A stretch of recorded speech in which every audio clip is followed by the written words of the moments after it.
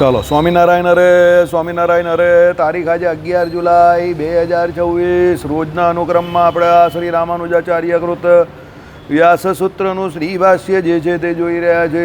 અત્યારે આપણે તત્તુ સમન્વયાત એ જે સૂત્ર જે છે એમાં જગતગુરુ શંકરાચાર્યનું અદ્વૈત વેદાંત, પછી ધ્યાન વિધિવાદવાળા જે છે તેનો મત, પછી એના પછી મીમાંસકોનો મત, આ બધા મતો જે છે તે જોયા. એ લોકો એકબીજાના ખંડન કર્યા એ જોયા. અને હવે રામાનુજાચાર્ય જે છે આપણા તે સિદ્ધાંત જે છે તત્તુ સમન્વયાતનો એ સમજાવે છે. 1 મિનિટ તમને ચલવી લે, હું સિદ્ધાંત શું છે તે સાંભળો.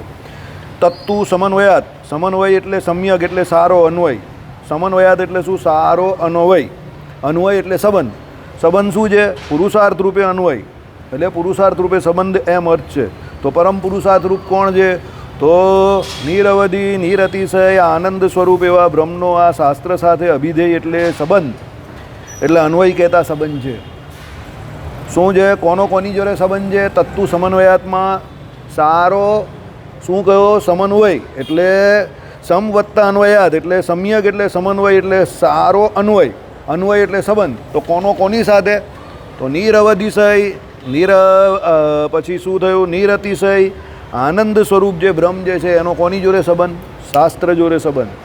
એટલે તત્તુ સમન્વયાત. તત્તુ એટલે શું? પરમાત્મા નામનું તત્વ. કદાચ એનો અર્થ એવો થાય છે, મને પાક્કી નહીં ખબર, પણ તે છતાં હું તપાસ કરી લઈશ. પણ સમન્વયનો અર્થ આ જ થાય કે ભાઈ એ બ્રહ્મ જે છે એનો સમન્વય કોના દ્વારા થાય છે? ફક્ત ને ફક્ત શાસ્ત્ર દ્વારા. તો તમારે અથવા તો બ્રહ્મ જિજ્ઞાસામાં જેને જાણવાની તમને ઈચ્છા થઈ છે એ બ્રહ્મ, બરાબર, તે બ્રહ્મને જાણવો હોય તો તમે કોના દ્વારા જાણી શકો? શાસ્ત્ર દ્વારા જાણી શકો. બસ આટલી ચર્ચા રામાનુજાચાર્યએ ગઈકાલે કરી તે આપણે જોઈ. કોઈ પણ દોષનો ગંધ સરખો એનામાં ન હોવાથી, નિરતિશય આનંદ સ્વરૂપ હોવાથી બ્રહ્મ પરમપ્રાપ્ય વસ્તુ છે. એટલે જીવ માટે જો કોઈ પરમપ્રાપ્ય વસ્તુ હોય તે કોણ છે? બ્રહ્મ જ છે, ભગવાન છે. ભગવાન સિવાય બીજું કોઈ પરમપ્રાપ્ય નથી. એવા બ્રહ્મનું પ્રતિપાદન કરનારા વેદાંત વાક્યો પ્રવૃત્તિ નિવૃત્તિનો બોધ કરતા નથી અને તેટલા માટે પ્રયોજન રહિત છે એમ કહેવું એ તો રાજમહેલમાં રહેતો પુરુષ કૂતરાની બેડમાં પેસતો નથી અને તેથી એ પ્રયોજન રહિત નકામો છે એવા કહેવા જેવું છે. બરાબર. એટલે પ્રવૃત્તિ અને નિવૃત્તિરૂપ ધર્મનું જ પ્રતિપાદન વેદાંત વાક્યો કહે છે, કરે છે. એ તો રાજમહેલમાં એમ કહે કે પેલો રાજકુંવર જે છે તે કૂતરાની એમ બેઠેલો હોય ને નવરો, એવી વાત છે. એટલે પ્રવૃત્તિ નિવૃત્તિરૂપ ધર્મોનું પ્રયોજન શાસ્ત્ર કરતું નથી કે વેદાંત વાક્ય કરતું નથી. કોનું કરે છે? ભગવાનના સ્વરૂપ સંબંધી, સારામાં સારી ભગવાન સંબંધી જ ચર્ચા કરે છે. એટલે ઘણા લોકોને એકલી પ્રવૃત્તિ નિવૃત્તિમાં જ ઇન્ટરેસ્ટ હોય છે કે આ કરો, પેલું ના કરો, ફલાણું ઢીમકું. બરાબર, એવું નથી. ચલો, કહેવાનું તાત્પર્ય એ છે કે અનાદિ કર્મરૂપ અવિદ્યાના ઢાંકણથી જીવોનું પર અને અવર તત્વના યથાર્થ સ્વરૂપનું અને પોતાના સ્વરૂપનું જ્ઞાન ઢંકાઈ ગયું છે. શું છે? આપણે ગમે એટલા જ્ઞાની હોય પણ અમુક સમય એવો આવે તમો ગુણ આપણે જ્યારે વર્તે ત્યારે શું થાય? આપણું બધું જ્ઞાન ઢંકાઈ જાય. મારી ગાળાગાળી પર બી જ્ઞાની વ્યક્તિ પણ ઉતરી જાય. બરાબર, મગજ બેર મારી જાય. એનું કારણ શું છે? તમો ગુણનું પ્રાધાન્ય હોય. એટલે તમો ગુણ જે છે તે શું છે? અનાદિ અવિદ્યા છે. અનાદિ અવિદ્યા એટલે શું છે? માયા. તો માયા પણ કેની જેમ અનાદિ છે? તમારો જીવ જેમ અનાદિ છે તેમ એના અનાદિ રૂપે શું રહેલું છે? માયા પણ અનાદિ રહેલી. સાહેબને એક ખુરશી આપી દેવો અશોકભાઈ. કંઈ નહીં, ચાલો લઈ લેશે સાહેબની, તો તમારે આપી દેવી જોઈએ એકચ્યુઅલી તો. એટલે શું કહ્યું કે ભાઈ એ અનાદિ અવિદ્યાના ઢાંકણથી, એટલે શું થાય? એ અનાદિ અવિદ્યાનો જે પાવર જે છે ને, પ્રભાવ, એને કારણે જીવોનું પર અને અવર તત્વના યથાર્થ, પર એટલે ભગવાનનું પર સ્વરૂપ, અવર એટલે અહીંયાનું, અવર તત્વના યથાર્થ સ્વરૂપનું એટલે જેવું છે તેવા સ્વરૂપનું અને પોતાના સ્વરૂપનું. એટલે જીવ પોતે પોતાના સ્વરૂપ પોતે સમજતો નથી આત્મા. અને શું સમજી બેસે છે? જીવ પોતે પોતાને અજ્ઞાને કરીને શું સમજી બેસે છે? શરીર સમજી બેસે છે, દેહ સમજી બેસે છે. એટલે એક નવું પદ બ્રહ્માનંદ સ્વામીનું છે. બરાબર, અત્યારે નવું જ નીકળ્યું છે. શું? કયું પદ છે? ખબર છે તમને? કેમ આવી કાળામોની એકાદશી રે. બરાબર, એકાદશી આવે એટલે મગજ શું થઈ જાય? આપણું શોર્ટ થઈ જાય. એટલે બ્રહ્માનંદ સ્વામી આ પદ લખવાનું એમનું રહી ગયેલું, બાકી હતું, અપ્રકાશિત હતું. પછી એમણે રાત્રે સ્વપ્નમાં આવીને અમને કહ્યું, એટલે અમે આ પદ જાતે બનાવ્યું. બરાબર, કયું પદ છે? કેમ આવી કાળામોની એકાદશી રે. કારણ કે એકાદશી જેવી આવે એટલે આપણે શોર્ટ થઈ જઈએ. એટલે હું એમ ઘનશ્યામ મહારાજ પાસે આ જ પદ ગાઉં. કયું ગાઉં? કેમ આવી કાળામની એકાદશી રે. ચાલો, કેમ એનાથી શું થાય? આપણે આપણી જાતને દેહ સમજતો હોય એટલે અનાદિ અવધ્યાથી આપણું જ્ઞાન જે છે કયું? હું આત્મા છું એ જ્ઞાન શું થાય? ઢંકાઈ જાય, વિસરાઈ જાય. બરાબર? એટલે પછી એમાં સાર અસારનો વિવેક, જ્ઞાની અજ્ઞાનીનો વિવેક કંઈ રહેતો નથી. બરાબર? એ જીવો તો દેવ, અસુર, ગંધર્વ, સિદ્ધ, વિદ્યાધર, કિન્નર, કિમપુરુષ. આ કિમપુરુષ ખંડ કયો ખબર તમને? આ આપણે અત્યારે જે છે ને આપણો, હા, અરે આપણો આવ્યો ઇંગ્લેન્ડ ને અમેરિકાવાળો આખો ભાગ જે છે ને તો બધા કિમપુરુષના એ બધી સંતાનો કહેવાય. આ ટ્રમ્પ તો એનો જ માણસ લાગે, તમે જોઈ લો આમ. બરાબર? ચાલો, યક્ષ, બરાબર, રાક્ષસ, પિશાચ, મનુષ્ય, પશુ, પક્ષી, પેટે ચાલનારા પ્રાણીઓ, વૃક્ષ, છોડવા, વેલા, ઘાસ આદિ છે. આ બધા જે છે તે જીવ કયા? જીવ આટલી બધી યોનિઓને પામે. 84 લાખ યોનિઓમાં બધું આવે. એમાં એ પુણ્ય કરીને દેવતા પણ બને, ને ગંધર્વ પણ બને, ને વિદ્યાધર પણ બને, ને રાક્ષસ પણ બને. પાપે કરીને કોઈ મોટા પુરુષનો દ્રોહ થઈ જાય તો પછી એને કહીને જા તું રાક્ષસ યોનિને પામ. એ જીવ રાક્ષસ યોનિમાં આવી જાય.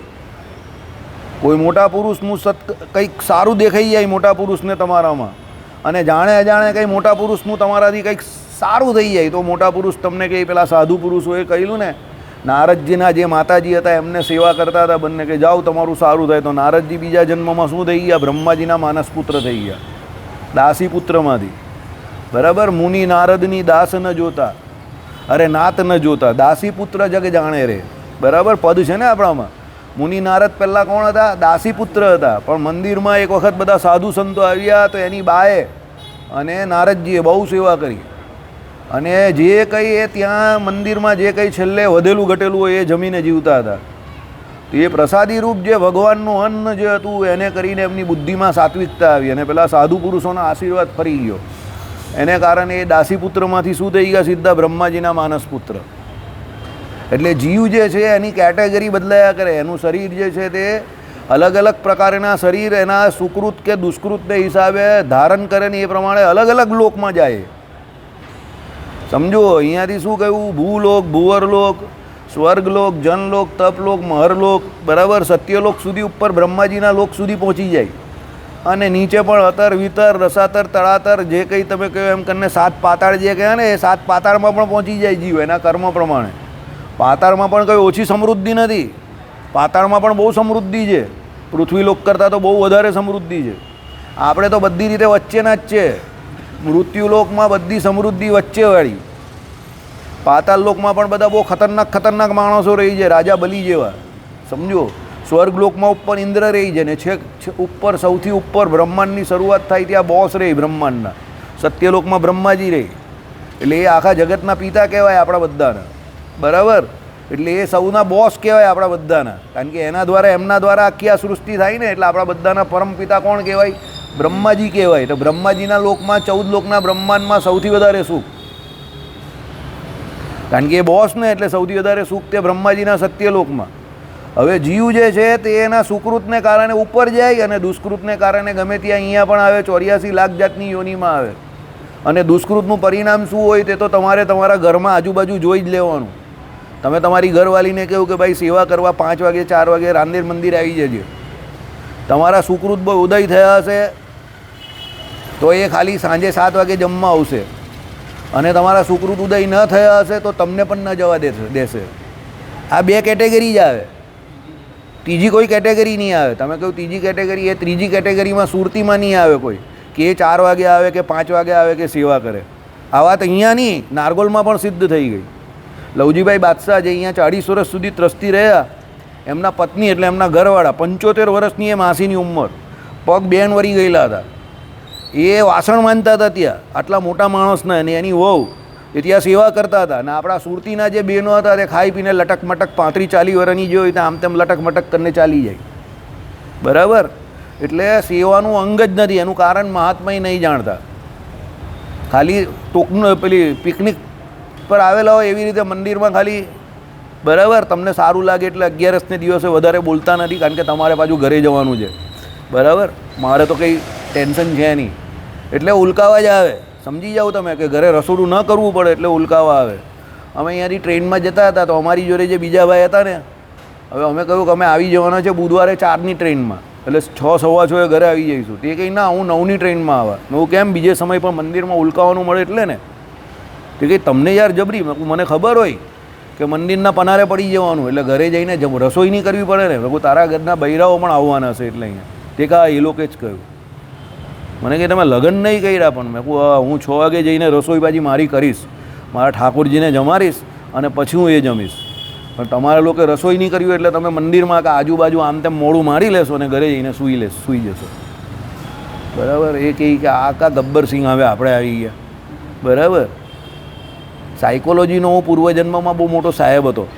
બરાબર. હ્યુમન સાયકોલોજી મને તરત જ ખબર પડી. આમ પેલો મને કહે ને કે આ ટાઈમ પર આમ, એટલે હું એને કહી રહ્યો કે આ ટાઈમ પર એ કેમ આવું કરે છે. બરાબર. એટલે જ્યાં સુધી સામેવાળો ચૂપ રહીને ત્યાં સુધી જ એને ફાયદો. બરાબર. બાકી એના રોગનું આખું એનાલિસિસ થઈ જાય કે આને આ બીમારી છે, એના ઘરમાં આ બીમારી છે, એને આ તકલીફ છે. અમુક તકલીફ એવી હોય કે જેના સોલ્યુશન કંઈ હોય જ નહીં બિચારા પાસે, એને ભોગવ્યા જ કરવાના છેલ્લે સુધી. બરાબર. પણ બિચારો કરે પણ શું, એનું કંઈ ઉપજતું જ નહીં હોય તો સમજો. એ કહેતો પણ હોય ઘરમાં, એની ઈચ્છા પણ એવી હોય કે એના ઘરવાળા પણ મંદિર આવીને સેવા કરે. હવે એની જ ઘરમાં પેલી સેવા નહીં કરતી હોય તો મંદિર આવીને બીજાની સેવા તો પેલી કાં કરવાની? સમજ્યા? તમે કહો કે આટલો બધો નિષ્ણાત તો MD ડૉક્ટર પણ નથી હોતો કે નસ ઓળખીને એને પણ રિપોર્ટ કરાવવા પડે છે. આ તો વગર રિપોર્ટે બધા રિપોર્ટ આપી દે છે. બરાબર. એટલે હું તમને કહું છું, મારી સામે જુઠ્ઠું બોલવાની કોશિશ નહીં કરતા. જે પરિસ્થિતિ હોય તે કહી દેવાની. મને ખબર હોય કે તમારી શું પરિસ્થિતિ છે, એટલે જુઠ્ઠું નહીં બોલવાનું. સમજી ગયા? તમે જુઠ્ઠું બોલો એટલે મને વધારે દુઃખ થાય કે તમે યાર જે માણસ તમારું છે નહીં એનું હું કામ ઢાંકવા જાઓ છો. જે તમારો છે એની સામે તમે જુઠ્ઠું બોલો છો, અને જે તમારો હોવા છતાં તમારો નથી તમે એનું ઢાંક્યા કરો છો અહીંયા આવીને.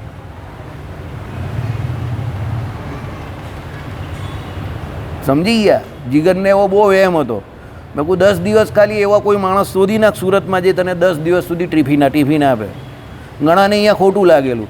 બીજે દિવસે એના એકદમ નજીકના એ પણ બંધ કરી દીધું, ના પાડી દીધી એને. બરાબર. હા. એટલે કેરેક્ટરિસ્ટિક કોઈની પણ પૂંછડી પકડો ને એટલે પેલા ફટ ચટપટાય. એ પૂંછડી પકડવી પડે. સમજી ગયા? 10 માણસ તમે આખા સુરતમાં એવા નહીં શોધી શકો જે તમને 10 દિવસ ટિફિન આપે. બરાબર. હવે તમે જુઓ કે તમારે જીવવાનું કારણ કેટલું મોટું છે. તમે 40-50 વર્ષથી આ સુરત શહેરમાં રહેવું જો તો 10 માણસ એવા નથી જે તમને 10 દિવસ ટિફિન ખવડાવી શકે.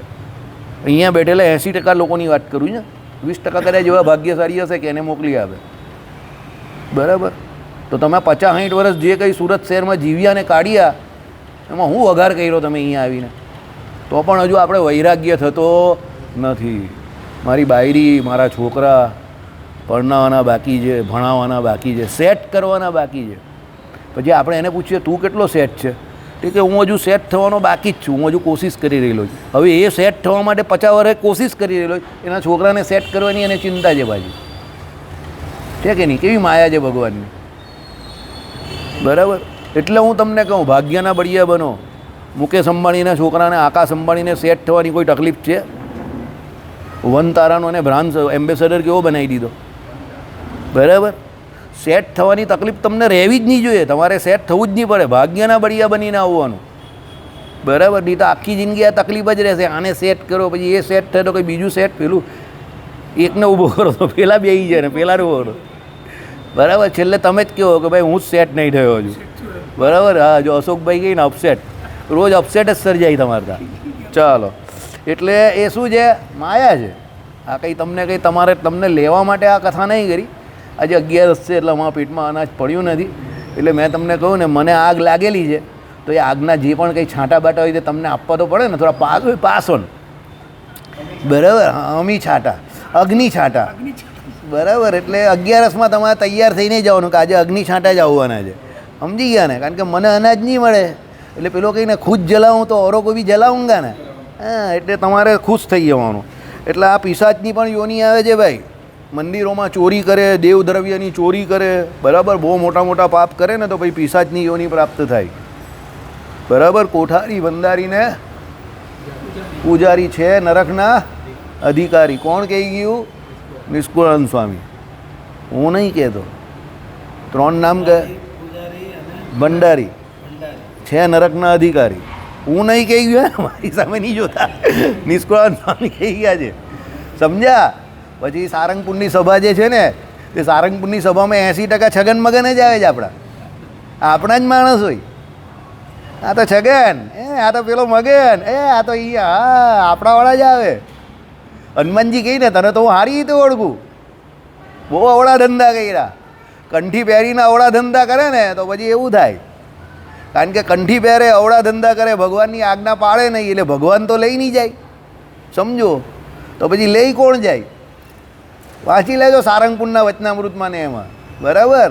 પ્રથમનું 18મું વાંચજો. પ્રથમનું 18મું એના માટે બહુ જોરદાર છે. વિષય ભોગવવામાં જરા પણ આમ તેમ રાખશો તો ભગવાન કંઈ ભક્તિ જે કરેલી છે એનું રઝળતા રઝળતા કોઈક કાળે ગમે ત્યારે ફળ મળશે, બરાબર? બાકી તમને ને અમને શું છે? છેટું છે, એવું ભગવાને કહી દીધું. એટલે પછી તમને કંઈ અધિકાર આપવામાં આવે ને તમે સ્વાહા સ્વાહા કરતા જ જાઓ તો પછી આવી કોઈ યોની આવે, સમજી ગયા? એટલે આ બધી યોનીઓ એટલે લખેલી છે આમાં. પિશાચી યોની પણ આવે. બહુ સડેલા જીવ હોય તો આવી પિશાચી યોની આવે, ભૂત યોની આવે, સડેલા વ્યક્તિઓની એવી યોની આવે. હવે એવી યોની કેમ આવે તે સમજો. શરીરે કરીને એ એના પાપનું ફળ ભોગવી શકે એવો ન હોય, એટલે એના પાપ કર્મ એવા હોય કે શરીરે કરીને ભોગવા એવા ન હોય, એટલે એને એવી રીતે આવી યોની આપવામાં આવે. ભૂત પ્રેત એને કે જેમાં સ્થૂળ શરીર હોય નહીં. સમજ પડે છે હું કહું તે? એટલે બધી સ્પેસિફિક યોનીઓ તમારા કર્મને હિસાબે ભગવાને બનાવેલી છે. ભાગવતજી જે રાત્રે સાંભળતું હશે એને ખબર હશે. શ્રીજી મહારાજના જે વચનામૃતના વાક્ય છે તે આવ્યા ને, પ્રથમ ભગવાને સૃષ્ટિ કરેલી એમાં બધા કોણ હતા? બ્રાહ્મણ જ હતા. પછી એના પછીનો જે પહેલાં સતયુગ પછીનો જે ત્રેતાયુગ આવ્યો એમાં પછી કોણ થયા? ક્ષત્રિયોની યોની પડી ને યજ્ઞ યાગાદિક પણ એમાં શરૂ થયા. પહેલાં જે હતા તેમાં તો બધા ભગવાન વાસુદેવની જ ઉપાસના કરતા હતા. પછી ત્રેતાયુગ આવ્યો, પછી યજ્ઞ યાગાદિકને બધું ચાલુ થયું. કેમ? બધાને બધી ભગવાન સિવાયની બીજી આસક્તિઓ ઊભી થઈ. બાકી પ્રથમ સતયુગને વિશે બધા ભગવાન વાસુદેવનું ભજન કરતા હતા અને બધા મોક્ષાર્થી જ હતા. ભાઈ તમે કહો બધા મોક્ષાર્થી તો અમુક રહી તો ગયા હશે ને, તો રહી ને, તો મગમાં ગાંગડું તો બધે જ હોય. અત્યાર સુધી કેટલા બધા સતયુગ ચાલ્યા ગયા હશે?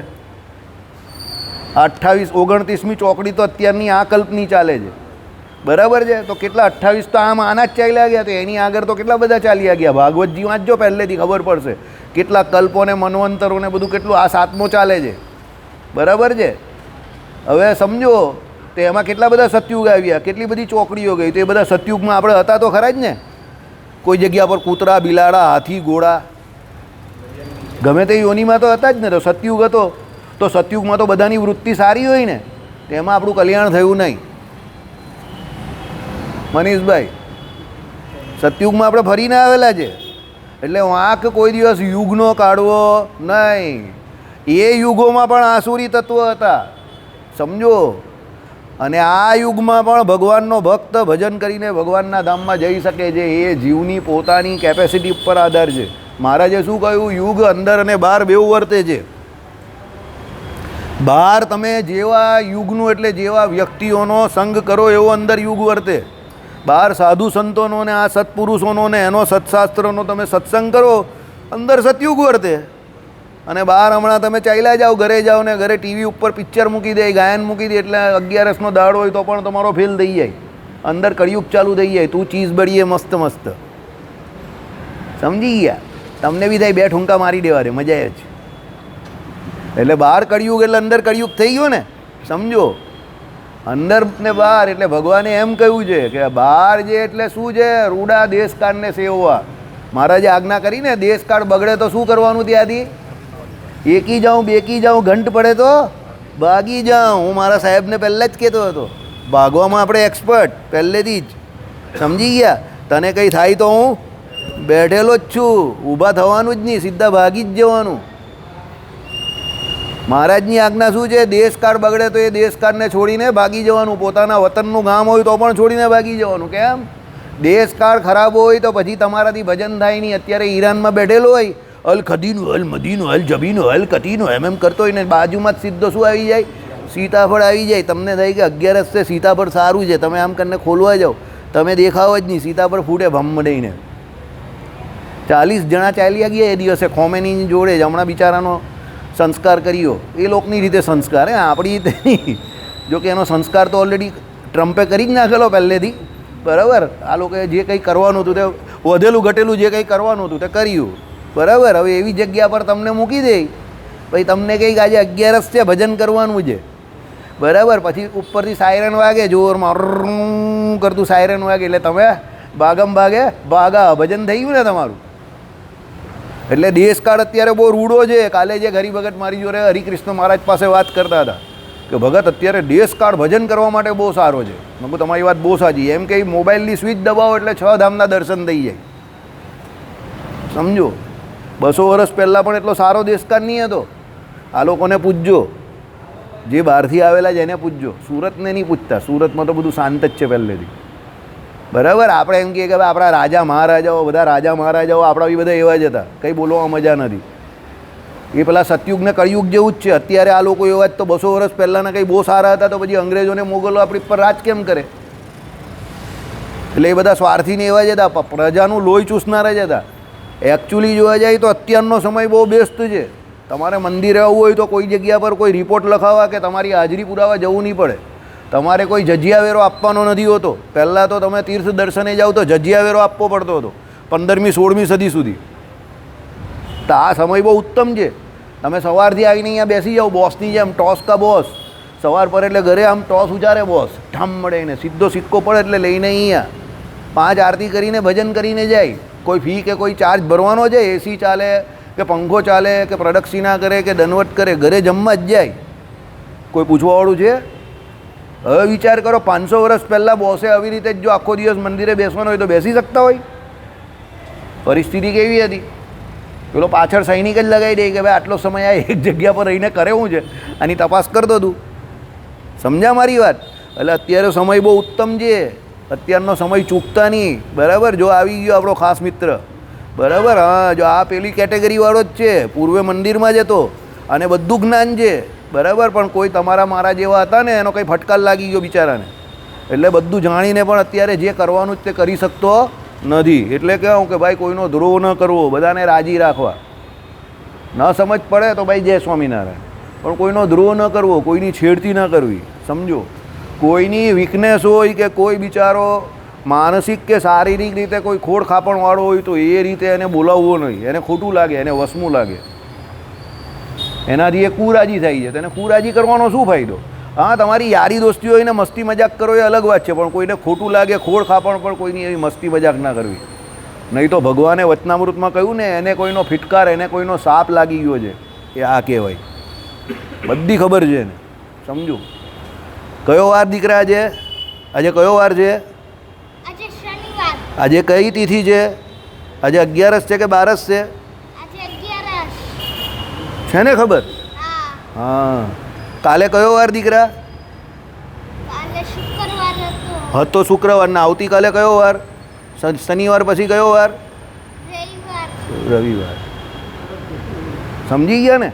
હા. એટલે એવું નહીં સમજતા કે આપણે બહુ હોશિયાર.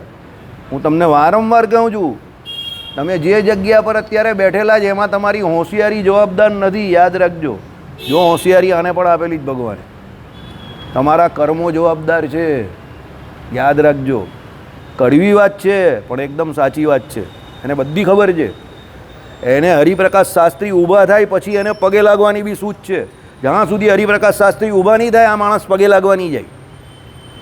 એ જેવા એની સીટ પરથી ઊભા થાય પછી જે પગે લાગવા જાય, એને એટલું નોલેજ છે. એટલે આટલી ઉંમરમાં આ સ્થિતિમાં એને એવું નોલેજ છે, એટલે એનો મતલબ શું થયો? પૂર્વે અહીંયા જ કોઈ છગન મગન હતો એ, સમજો. પણ કોઈનો કંઈક ફિટકાર લાગી ગયો, આઈડિયા આવી ગયા.